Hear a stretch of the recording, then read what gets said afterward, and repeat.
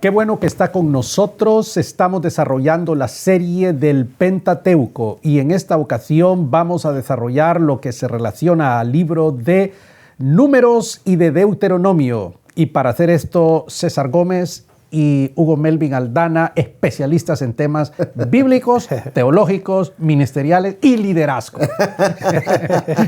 Ya con esas presentaciones. Y aún hay más. Y otras hierbas. Y otras cosas. Y otras hierbas, ¿verdad?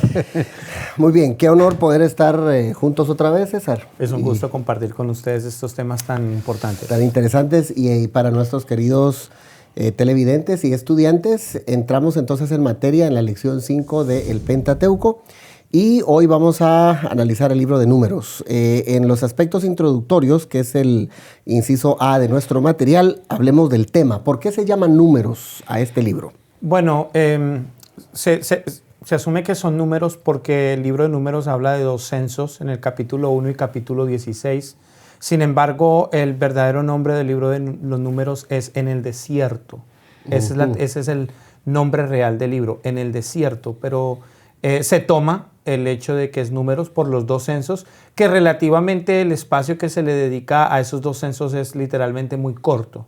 Doctor, ¿por qué estos 2 nombres? ¿De dónde surge En el Desierto y de dónde surge Números? Claro, porque ese era en la costumbre judía, este tipo de libros los nombran por las primeras letras del idioma hebreo y entonces en el castellano es En el Desierto, pero los judíos griegos de Alejandría cambiaron los nombres griegos y entonces por eso pusieron Números.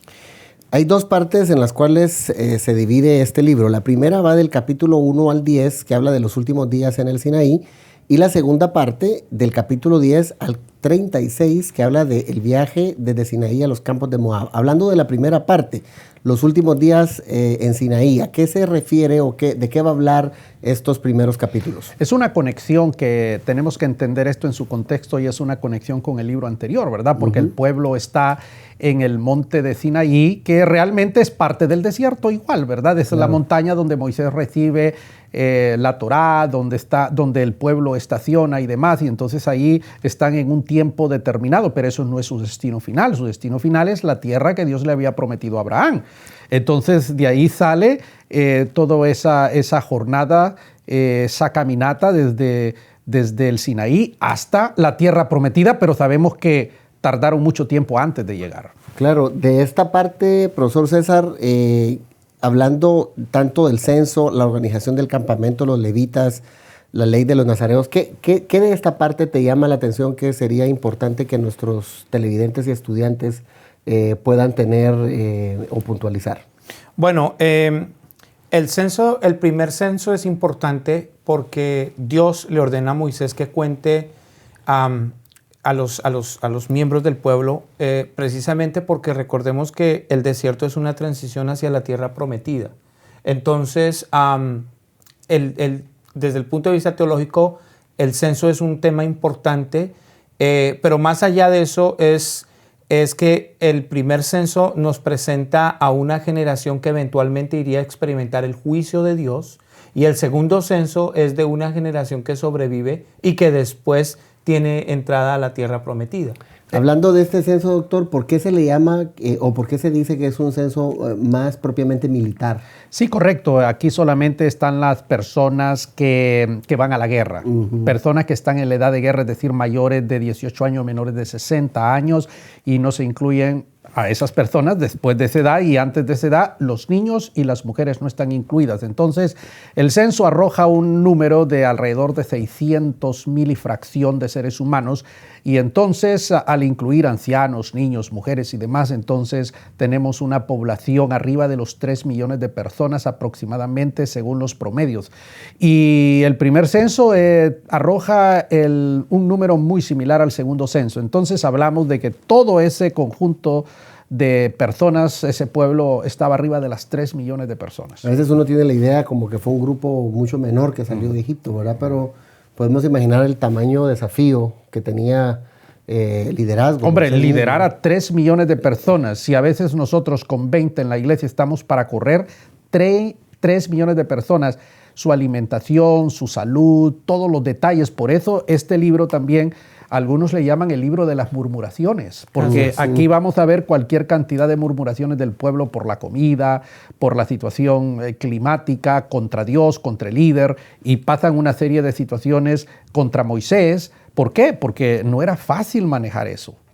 Es impresionante realmente el número de personas que salen, y ahora hablando ya del capítulo 2, la organización del campamento y lo que usted mencionaba en el programa anterior, la necesidad de tener una casta sacerdotal que ayudara también, porque aquí se habla de los levitas en el capítulo 3 y 4.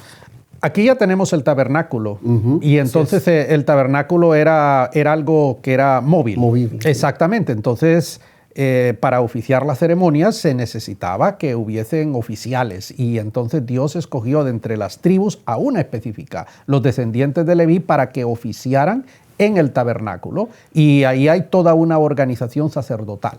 Fuera de cámara estábamos comentando la etimología de tabernáculo. Creo que valdría la pena saber de dónde vino la palabra, César. Sí, la palabra tabernáculo es un latín que es tabernaculum, que es un diminutivo, y viene de la palabra taberna, que significa cabaña.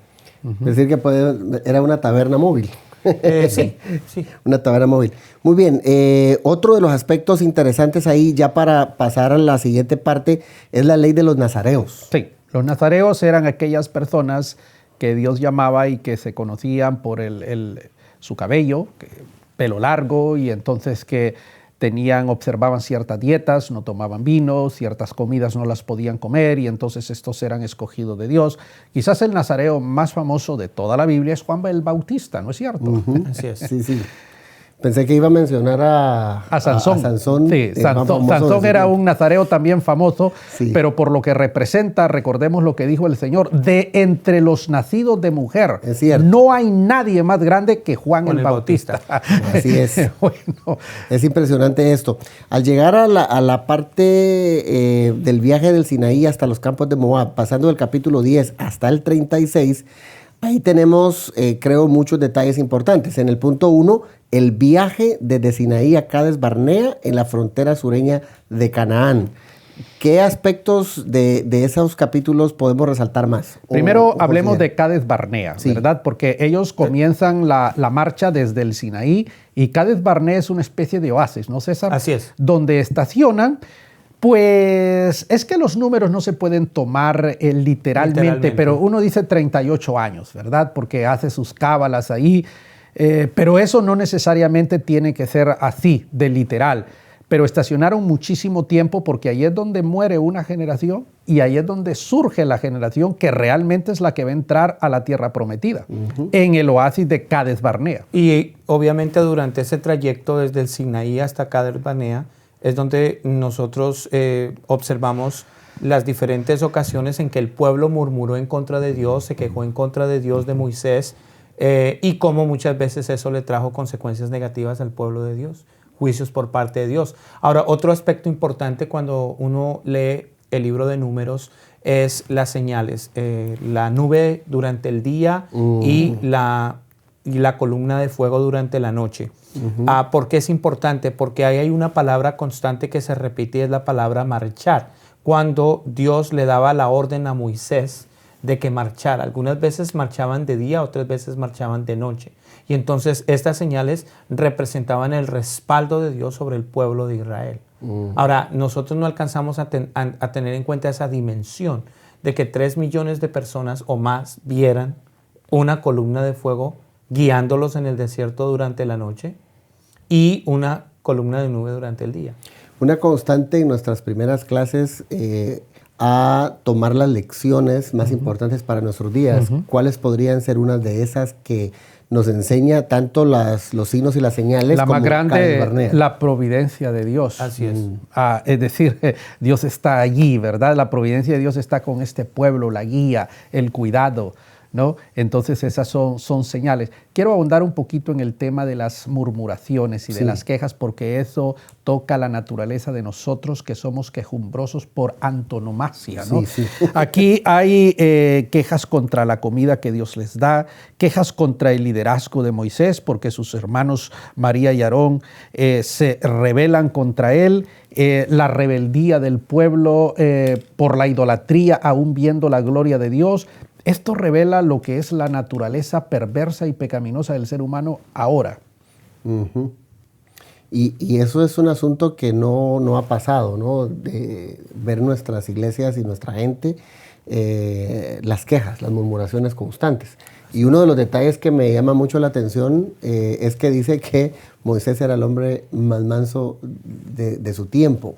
Y cómo llegaron a desesperarlo también, ¿no? En dado caso, creo que hay también un detalle. A mí me gustaría ver, que no conozco, tengo que confesarlo, la palabra hebrea por manso, porque esa es una palabra traducida al castellano. Uh-huh. Yo pienso que para dirigir a 3 millones de seres humanos, el hombre tuvo que haber sido de carácter colérico. Imagínense ustedes, es que son 3 millones de cabezas, eso es tela marinera. Y si un hombre, si no tiene carácter y no tiene una forma, una personalidad bien definida, imposible. Pedro, pudiese ser también un rasgo de mansedumbre más que tal vez de estar calmado. No, recordemos que cuando él golpea 2 veces la piedra, no es la característica de un hombre manso. Eso es verdad. Sino de un hombre colérico. Y también que recordemos que Moisés era un hombre impulsivo porque él mató al egipcio, a uno de los siervos egipcios. Por eso a los alumnos que nos están viendo les dejamos esa asignación, que busquen la palabra hebrea para manso, porque es la palabra que es como se tradujo en la Biblia nuestra, pero yo no estoy muy seguro que esa sea la palabra más correcta. Bueno, entonces ahí habrá que analizarlo y estamos ya casi llegando al final de esta primera parte del programa, llegando al número del libro de Números. Sí. Y hay, yo creo, algunos aspectos. La desobediencia de Cades Barnea, ¿no? Exactamente, que vale la pena revisar, doctor. Ahí en Cades Barnea es cuando se envía a los 2 espías, ¿verdad? Uh-huh. Porque el pueblo está listo para entrar ya. Ellos creían que estaban listos y entonces conocemos la historia de la gente, ¿no? Y entonces, pues hombre, el reporte negativo de los 10 hace que el pueblo estacione ahí 30 y tantos años. Murmure y entonces Dios tiene que castigar toda una generación. Que por cierto, en nuestro material también habla de que si son 40 años o 37, ¿verdad? Sí. El asunto de tiempo a veces genera dudas y asuntos, pero son detalles como se dijo aquí en otros programas que no debemos de ver con cuestiones exactas. Me gustaría ubicar a las personas geográficamente. Cades Barnea o las llanuras de Moab, eso es lo que sería hoy Jordania. Okay. ¿Verdad? Territorialmente hablando sería el país de Jordania, que es básicamente los pueblos que vivían ahí de Moab y Amón son descendientes de Lot. De Lot. Estamos por terminar esta parte del segmento. ¿Algo más que quieras agregar, profesor? Sí, solamente recordar que el segundo censo fue en el capítulo 26 de Números. Sí. Y básicamente el objetivo de ese censo, si no estoy mal, era simplemente dividir el libro, pero también marcar la diferencia de aquellos que iban a entrar a la tierra prometida. Los que salieron el primero y los que van a entrar. Y finalmente mencionar que mientras ellos ya se hace el segundo censo y el pueblo está listo para entrar a la tierra prometida, el temor de Dios cae sobre los pueblos que están ahí vecinos. Y entonces nos cuenta la historia de Balán, ¿verdad? Y de Balac. Sí, claro, ¿por qué? Porque eso es el reflejo de que Dios había derramado, usemos esa expresión, no se tome literal, el temor, el miedo, y la gente estaba asustada, ¿no? Y este pueblo hay que maldecirlo, y este pueblo viene aquí a destruirnos, ¿no? Un temor increíble. Uh-huh. Mis amigos, el tiempo ha terminado. Creo que la conversación está interesante. Nuestros queridos amigos... Y hay que ir a una pausa, ¿no? Así es. Querrán seguir, pero vamos a la pausa mientras va a universidadparalíderes.com y busque el Diplomado en Ministerio Cristiano Pastoral y inscríbase. Volvemos de la pausa.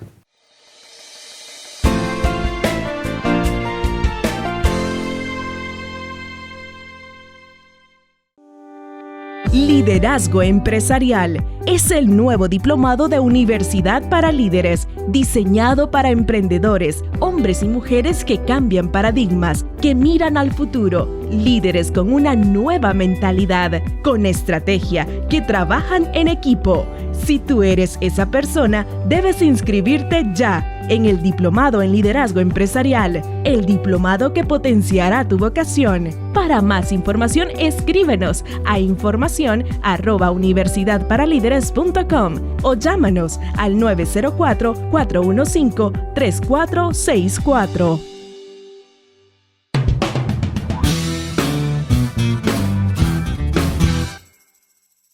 Estamos en la serie de Pentateuco y en este momento vamos a desarrollar todo lo relacionado al libro de Deuteronomio, es decir, la segunda ley. Así es, y entramos entonces a esta última lección hablando de Deuteronomio. Ya usted, doctor, dijo qué significaba, pero para ampliar... Pero en el hebreo es César el que sabe qué es lo que significa. Exactamente, eso iba a decir, ¿no es cierto? pero aquí tenemos a profesor César. ¿Cómo se llama este libro en hebreo? Bueno, ¿Cómo se dice? es la terminología de una segunda ley, es la Biblia que le da en castellano, pero realmente es una copia de la misma ley. Uh-huh. Eso es lo que en hebreo la traducción es la copia de una misma ley. Ok, para que el estudiante o para que nuestros televidentes entiendan por qué hubo necesidad entonces de copiarla otra vez o de qué se trata el asunto. Es por lo que dice Deuteronomio capítulo 17 versículo 18 y esa es la razón por la que se le da una segunda ley o se le da esa terminología de una segunda ley, cuando realmente es la copia de una misma ley. El tema general de este libro, aunque uno habla de segunda ley, el tema general, ¿de qué habla el libro, doctor?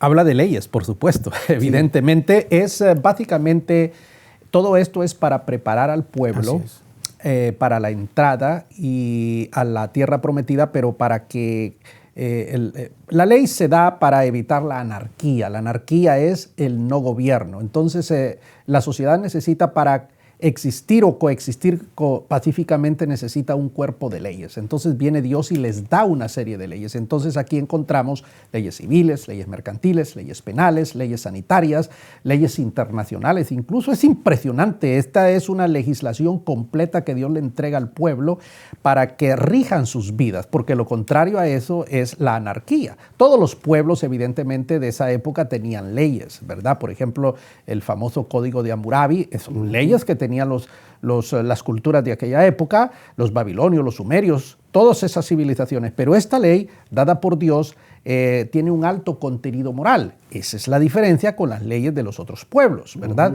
Porque aquí hay leyes religiosas, litúrgicas, entre las que ya mencioné anteriormente. Pero si ya se había dado la pregunta que está ahí es ¿por qué hubo necesidad? Recordemos que cuando estábamos hablando del libro de Números, esta ya es una nueva generación. Esta es la generación que surge en el desierto. Así es. Y entonces Moisés tiene que, a través de anécdotas o aspectos históricos que habían acontecido en los 38 años antes, Moisés tiene que concientizar al pueblo de Israel de las implicaciones del pacto y de cómo deben mantener el pacto. Excelente. En nuestro material, ¿iba a agregar algo? Sí, que básicamente esta es una ampliación de lo que ya se había dado en el Éxodo. Este cuerpo legislativo, normativo, es amplio. Y entonces, como él gira alrededor de leyes, por eso se le llama Deuteronomio. Correcto. Bien explicado. Algunas de las palabras claves, y está en nuestro material, dice que el tema del libro de Deuteronomio es la preparación para entrar en la tierra prometida. Claro. Y que claramente se ven palabras repetitivas como la tierra más de 100 veces, dar o dado 75 veces, poseer. ¿Por qué es tan importante o se le hace tanto énfasis a estas palabras, doctor? Claro, porque definitivamente la tierra es el centro del asunto, ¿no? La tierra es lo que le da sentido a esto, es la promesa. Y dar, imagínense, ¿no? El verbo dar, Dios está dando al pueblo, es decir, que no es algo del mérito humano, es Dios quien está haciendo esto y ese es el derecho divino que Israel reclama aún el día de hoy, de que esa es una tierra dada por Dios a ellos. De hecho, ya en el otro libro, que posteriormente vamos a estudiarlo, en el libro de Josué, donde ellos ya la poseen, la reciben. La conquistan. Etcétera. Algunos hasta han querido llamarle exateuco, ¿verdad? Porque se cumple todo lo que viene. Bueno, el libro tiene 4 discursos y un apéndice El primer discurso, obviamente todos son los discursos de Moisés y creo que valdría la pena darnos cuenta cuáles son las particularidades del mismo. El primero está del capítulo 1 al 4, el segundo del 4 al 26, el tercero del 26 al 28 y finalmente del 29 al 30 el cuarto. En el primer discurso se habla del repaso de la historia judía desde Horeb, Sinaí hasta Moab. Claro, porque el que desconoce su historia está condenado a revivirla. A revivirla, claro. Entonces, claro, es importante volver a repetir la historia, de dónde vienen, quiénes son, cuáles son los propósitos, porque ese es el fundamento histórico, filosófico, para que el pueblo entienda y pueda cumplir con la misión que Dios les ha dado. Una persona que está leyendo, a veces lo mismo dice, pero aquí como que viene repetitivo, y fíjate la aplicación que el doctor da con una sola frase. Quien no recuerda su historia puede cometer los mismos errores otra vez. Así es. Esa sería nuestra aplicación para el día de hoy. De la historia que se cuenta en estos primeros capítulos, ¿cuál consideras tú que sería de los detalles que a tu parecer te parecen muy significativos para nuestra gente hoy? Yo creo que, bueno, creo que es importante, uno, lo que dice el doctor, también el hecho de que la vida está constituida por principios. Y siempre que nosotros quebrantamos esos principios de manera deliberada, hay consecuencias.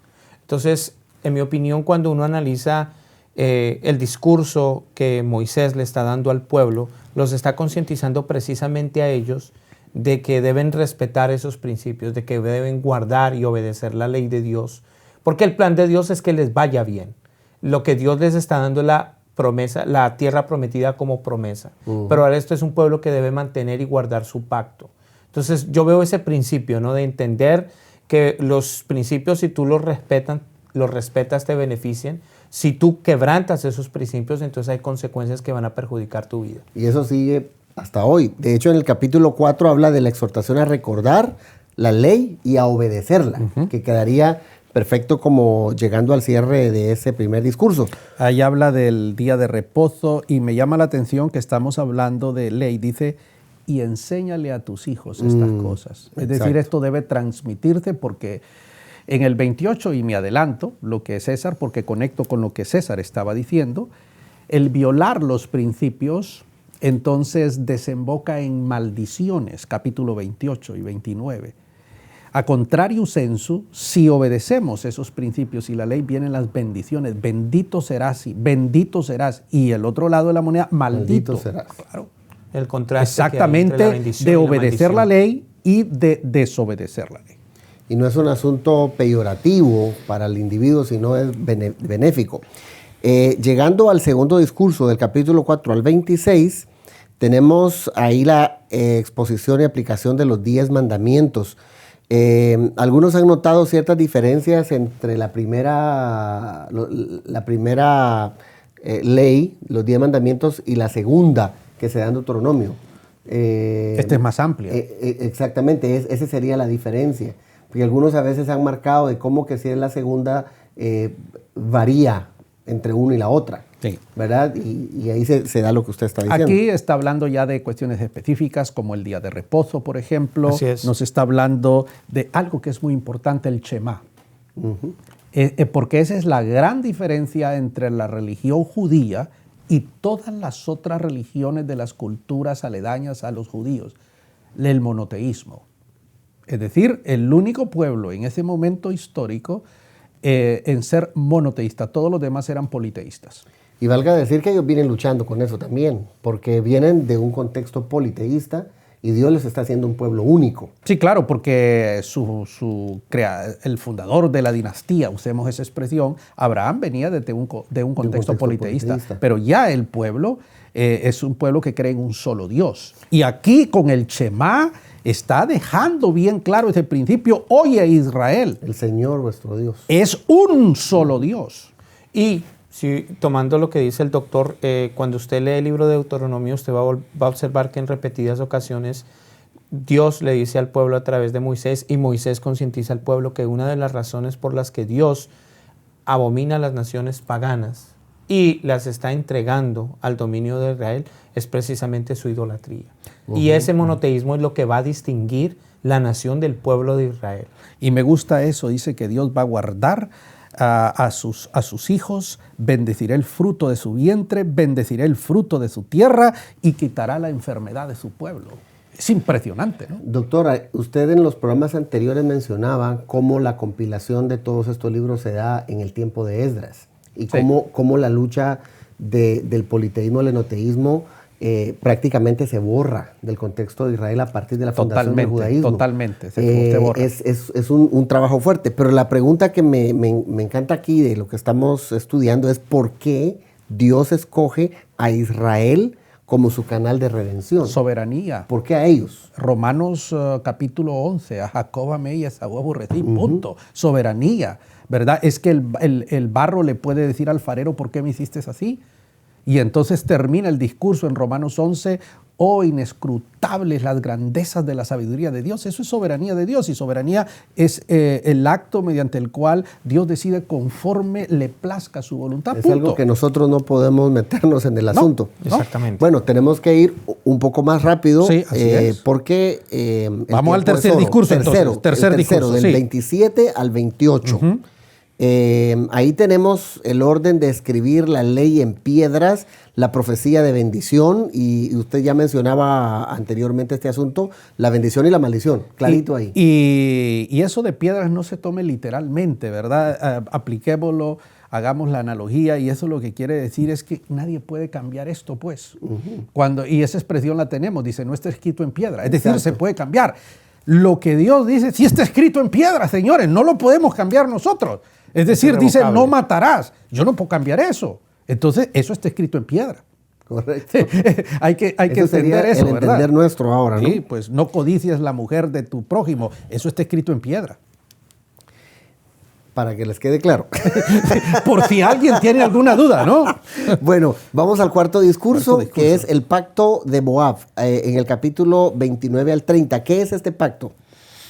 Bueno, dices, el cuarto discurso, Moisés llama al pueblo a que se entregue y se dedique a guardar el pacto que hizo con Dios en Horeb, es decir, Sinaí, y le recuerda todo lo que ha provisto, porque la providencia, porque están a punto de entrar al desierto, a la tierra prometida. Entonces, hay que guardar este pacto.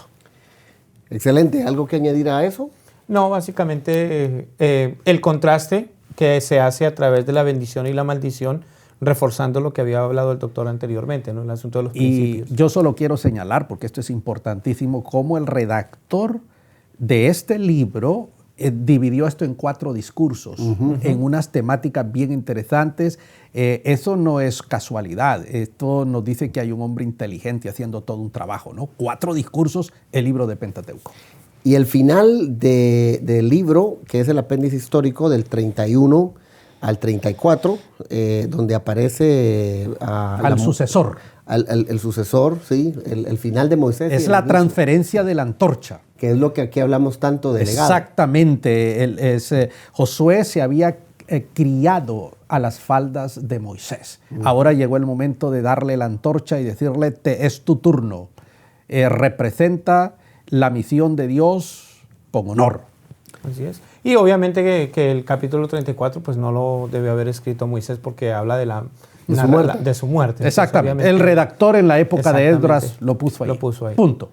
Exacto, así tan sencillo como eso, ¿no? Sí, así es. No hay más que decir ahí. Mis amigos, hemos llegado al final de la presentación del curso de Pentateuco, y para usted que no pudo ver toda la serie, le invitamos a que lo pueda ir y buscarlo. Inscríbase con nosotros en la Universidad para Líderes en universidadparalíderes.com. Muchachos, llegamos al final. Gracias. Gracias. Nos vemos en el siguiente programa.